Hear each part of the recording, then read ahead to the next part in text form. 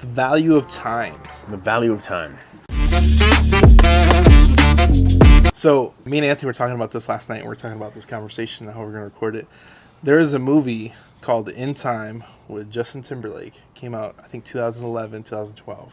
Surprised I never heard of this movie. Go watch it. It is a very underrated sci-fi movie, but it's really good. What's the synopsis? So we're in some kind of future scenario. I don't know if it's ever explained, but people have a clock right here, like a digital clock underneath the skin that glows, and that's how much time you have left. And once it hits 0, you die. Like, your organism shuts down immediately. Mm-hmm. So people trade time, they buy time, they sell it, they get paid in time. They could buy whiskey in time at the bar. So it's a pretty cool concept, pretty cool movie. But I felt like, man, that's something that we've talked about for years, and I never even saw the movie. Yeah. But it's like, yeah, you can, like, literally, there's the only two currencies that we can identify as cash and time, right? And one drives the other, like a pendulum or a seesaw. Yep. And we have one, we can invest one or the other. The real thing about it is that we don't really need money from people. Like, a lot of people, they sell courses and stuff, but like, we just need time. Like, you want to invest some time, I got you. I think that's why I think about it like the multi-level marketing model is like, you bring new people on board to help you sell your protein powder, right? And it's up to me to go out and find 10 or 20 or 50 people to help me distribute it. In this business, we're doing the exact same thing. We're trying to find 50 or 100 people to help us distribute large-scale ranches and development projects. Yeah. And yeah, if a lot of people do come to the table and they're well capitalized and they're ready to invest and that kind of stuff. I mean, we come across those a lot, but some people don't have that, but they're willing to give you some time. Yep. To say, hey, if you teach me the game, if you help me fundraise, if you show me how to knock these deals down, I'll go to work and I won't pick my head up. You know, Michael Flores is one of them. He just showed up and started working and never stopped to look up to see what's in front of him. He just keeps working. Right? So that's cool how people show up and they're just like, they're willing to either contribute. They want to contribute something to the system. So I think at least for us personally, we don't like leading with money. I think that's the wrong way to do it. But we'll take the time. Took the time all day long. I think we're finding ways to utilize that better, where at least you get value out of it too, because you put in the time, we'll give you some money when you get results. Yep. I think proximity, right? So for one, if they're helping us out, they're learning all the vocabulary, they're learning the deals, they're learning how to take it down, they're learning the strategies, and then hey, I need $100,000 for this deal. Like, hey, me and you will go find it pretty quick, right? Yeah. We found 60,000 a couple days ago in like 8 minutes or something. Yeah. So not too bad. I feel like we're getting better at the capital raising part, but no matter what you bring to the table, it's just as valuable, because without those people contributing their time, we can't find the deals to go raise for. Yep. Right? Daniel and myself, we're not doing our own deal finding anymore at all. It's been a long time.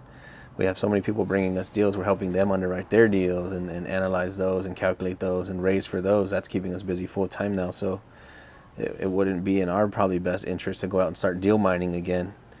And that slows us down on the capital raising side and everything else. I think it comes down to like the three things. So you need three things to do real estate. You need time, knowledge, and money. And some of those can balance each other out if you have one more than the other. But if you're just starting the game, all you have is time. You might have a little bit of marketing budget, a little bit of both, and that's what you got to piece together to kind of start this business. But that's where we started. I think being a newbie is probably the easiest time, because that's all you have is time. That's all you have. So you put in the time, you put in the hours, you put in the emails, you do the phone calls, you do the text messages, you do the follow-ups. You're going to get a deal.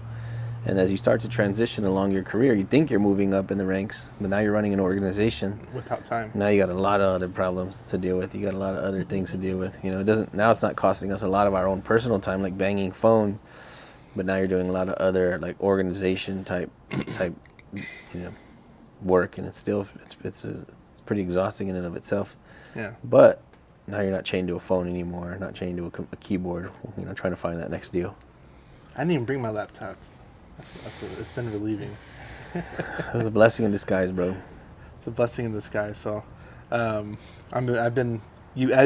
you grow, you pivot away from certain things. So you have to, when you first start, you're really time intensive on banging the phones and marketing, and then you pivot to maybe raising more money. You focus on that thing. Sometimes it's focusing on your knowledge or your health, and you have to kind of manage that little internal system just to keep moving forward and getting better. But as things keep going and progressing, you run out of time. So we need more people's help. That's the biggest thing. I think any organization, right? We recently made a video called "Why Everybody Should Be a Guru," but yeah, you should be out there teaching a little small army, 5 to 10 to 20 people how to do what you do, how to replace you. and then teach those people how to go find more people.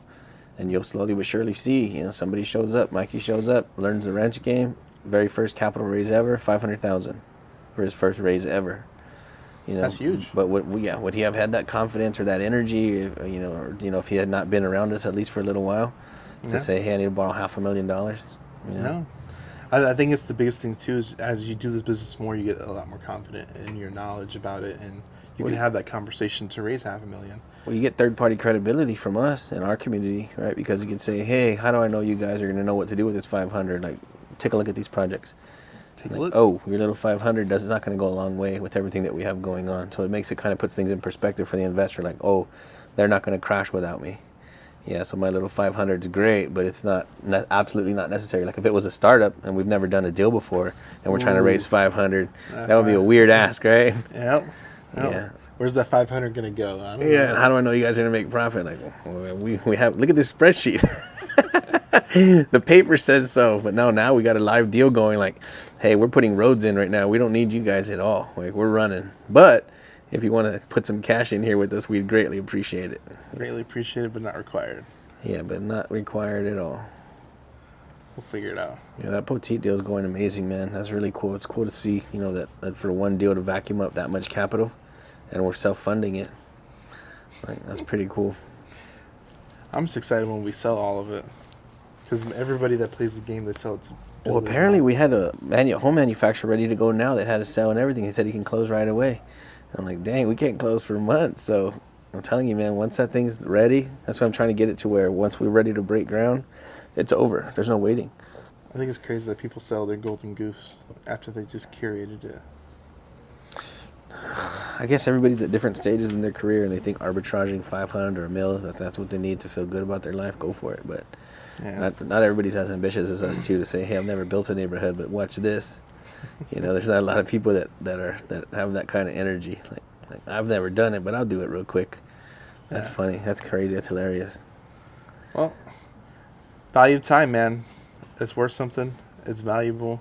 You only got so much of it in your life, and it gets expensive, more expensive as you get older.